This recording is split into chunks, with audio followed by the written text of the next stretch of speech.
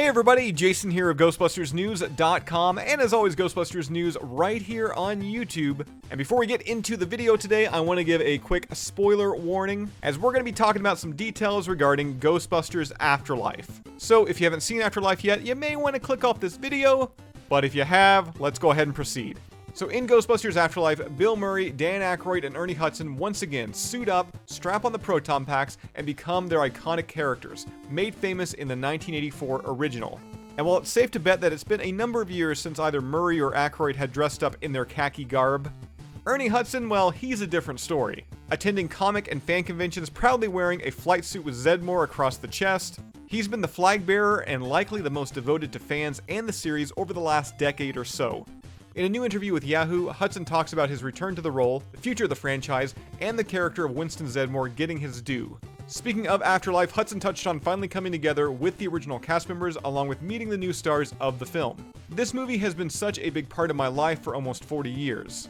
It's something I've never been able to get away from. Not that I've tried, but the fans have always kept Winston at the forefront and really connected to him. To be on the set and to see the guys in the jumpsuits, Sigourney Weaver, Annie Potts, and meeting this new cast, I realize this is something that's going to move into the future. It's nice to have it finally resolved. Now for many, Afterlife's portrayal of the Zedmore character is one of the highlights of the film. Not only does he seem to be the most financially successful of the three, but as he stands alongside Aykroyd and Murray near the end of the film, he's treated as an equal. This is a drastic change when compared to how both the actor and character have been left off of posters, select toy lines, and promotional tie-ins over the years. Bill, Dan, and Harold were so inviting and welcoming, but while I don't know this for a fact, it felt like the studio always wanted to make sure it was the three guys on the posters. It was the fans who really embraced Winston, and I've talked to a few people at the studio who felt almost a little surprised by that. I credit the fans for forcing me to take another look at Ghostbusters.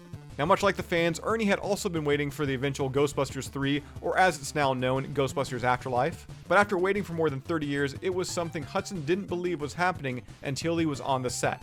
For the past 30 years, they've been talking about doing another one, but it never seemed to happen. They'd announce I'm in it, but nobody would have talked to me about it. So I lost faith it would ever really happen. Then I got a call from Jason. It wasn't until we got on set that I thought, okay, we're really doing this.